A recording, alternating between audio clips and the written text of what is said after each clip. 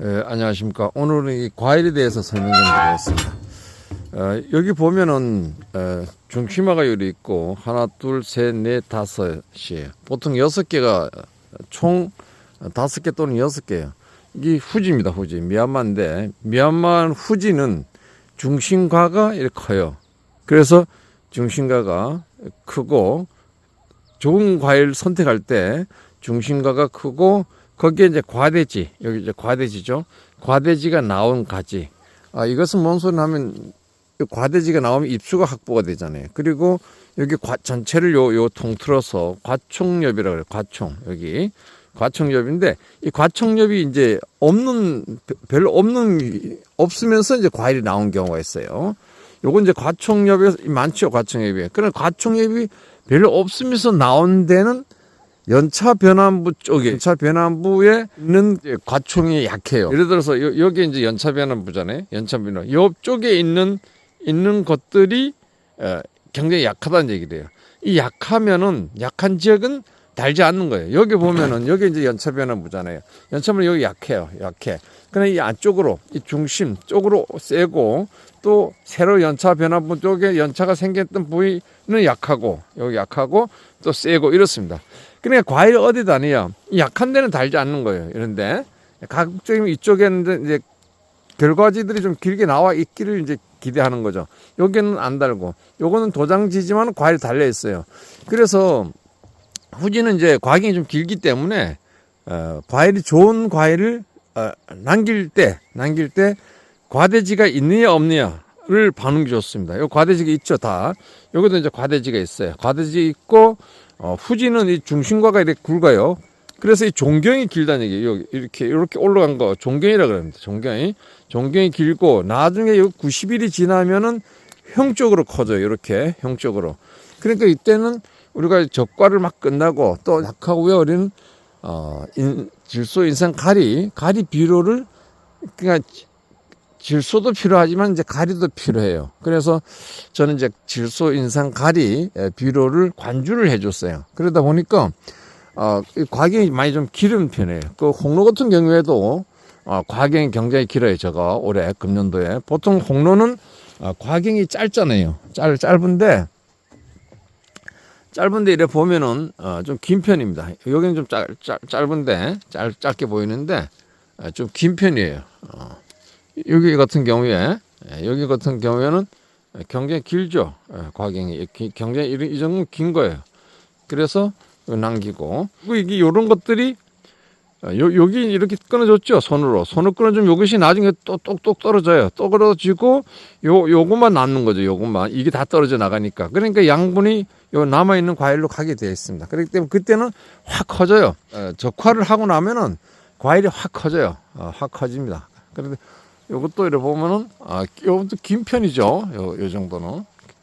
긴 편. 근데 금년도에 이제 꽃눈이 이제 많이 안 한 걸로 이렇게 생각을 했었는데, 결국은 이제 날씨가 마이너스 3도가 2번 왔어요. 2번 왔는데, 잘 겪어냈습니다. 여기 보면. 잘 겪어냈고, 또, 제가 이제 그 수확, 후에, 질소 인산 가리 중에서, 질소하고 가리 비료를 연면 시비를 했어요. 작년에.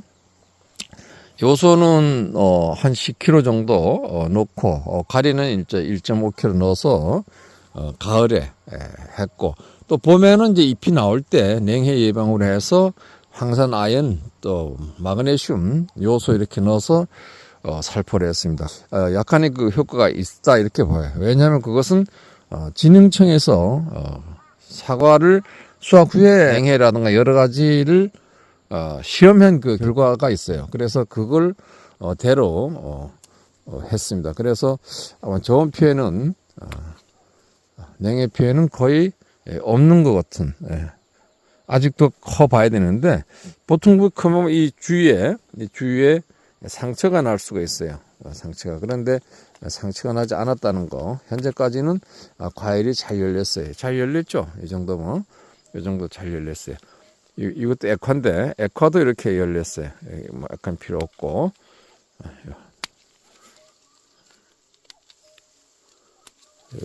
끝에는 이제 끝부분은 이제 과일을 달게 되면 이렇게 떨어지겠죠. 근데 이 가지가 굵거나 이러면은 달아주면 가지가 안 굵어져요. 그래서 저는 뭐 여기 상부 쪽이기 때문에 끝부분에 과일을 달아줘서 수세를 항상 잡고 있다 이렇게 말씀드리고, 이 하단 쪽에는 그렇게 끝부분에 과일을 안 나는 경우가 있는데, 나무가 다 컸다고 생각하면은 다 달아줘도 돼요. 끝부분. 그러니까 축지 끝 선단을 어떻게 정리할 것인가. 이 축지 끝이잖아요. 안 달아줄 수 있고 달아줄 수 있는데, 이런 거는 약하게 들어줘요. 약하기 때문에 안 달아주고, 나중에 요렇게 좀 들어가지고 해준다 이렇게. 금년도 사과 잘 됐어요. 현재는 저희 가오는 냉해 입은 줄 알고 굉장히 냉해 걱정했는데, 요 정도면 뭐 잘 된 거죠. 요 정도면 현재까지는 잘 됐고, 이제 약재 관리만, 약재는 게으르지 않으면 된다. 그리고 장마철에 하여튼 뭐 6시간 정도 비가 오지 않는다고 하면은 무조건 그 방제를 하면 돼요. 방법은 뭐 성실한 방법밖에 없습니다. 성실한 방법. 오늘은 그 5월 22일입니다. 5월 22일 아직 후지인데요. 손을 못 댔습니다. 손을 못 댔고 지금 이렇게 돼 있어요.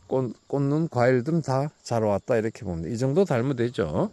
이 정도 달고 적과를 하면서, 적과는 이제 그 육아기 이내에 다 해야 돼요. 그러니까 보통 저 같은 경우는 6월 5일입니다. 근데 보통 책에 보면 이제 5월 30일까지 적과를 마무리해야만이 내년도 과일 위해서 꽂는 분할을 이제 유도하는 게 5월 말부터 유도됩니다. 그래서 6월, 7월에 꽃이 가지가 멎어 가지고 꽃이 만들어져야 돼요.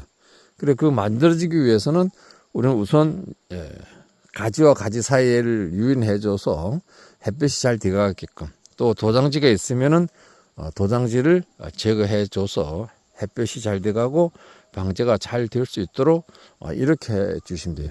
저 같은 경우에는 뭐 도장지가 늘 없습니다. 보시다시피 과일이 다 달려있기 때문에 결국은 이제 크고 나무가 자라게 되면은 과일이 늘어지죠. 그래서 유인만 늘어지는 것을 우로 당겨 올린다든가, 또 너무 올라간 것을 밑으로 이렇게 당겨 내리면 돼요. 그거밖에 없어요. 그렇게 도장지성이 없습니다. 도장지 제거는 안 하고 단지 올렸다 내렸다, 아니면 끝부분에 예를 들어서 뭐 과일이 없는 것 부분, 다시 뭐 작년에 있는 그 과대지가 길어졌는데 과일이 없다 하면 그런 것은 손을 끊어줘서 공간을 조금 햇볕이 잘 들어가게끔 이렇게만 해주고 있다 이렇게 말씀드리겠습니다. 오늘 5월 22일 적과하는 방법 중에서 과경이 이제 좀 길고, 후지는 이제 과경이 길고 중심과가 이제 주로 이루어집니다. 그러나 홍로는 과경이 짧은 데는 굉장히 짧습니다. 제가 올해 같은 경우에는 이제 저는 과경이 길어요. 한 2cm, 3cm 정도 돼요. 과경이 긴데, 이 과경을 길게 만들기 위해서는 우리 붕소가 과경을 길게 합니다. 붕소하고 요소 다 자라는데 도움이 되고, 붕소는 이제 뭐 질소, 인산, 가리, 칼슘 이런 것을 이동하는데 도움을 주는 것입니다. 그래서 붕소가 좋은데, 그렇다고 좋다 해서 붕소를 많이 주게 되면은 과일 속에 갈변이 될 수가 있어요. 그래서 보통 한 3번 정도 저는 줍니다. 3번. 비료에서 1번 주고, 연면시비에서 1번 주고, 밀양요시에서 1번 주고, 이래서 붕소는 한 3번 주는데, 그 후에 이제 우리가 한 10월달 정도 돼서 이제 칼슘 줄 때 붕소를 조금 한 250g 정도 넣어서 한번 줄까 이렇게 생각을 하고 있습니다. 잉메힐스 농원이었습니다. 감사합니다.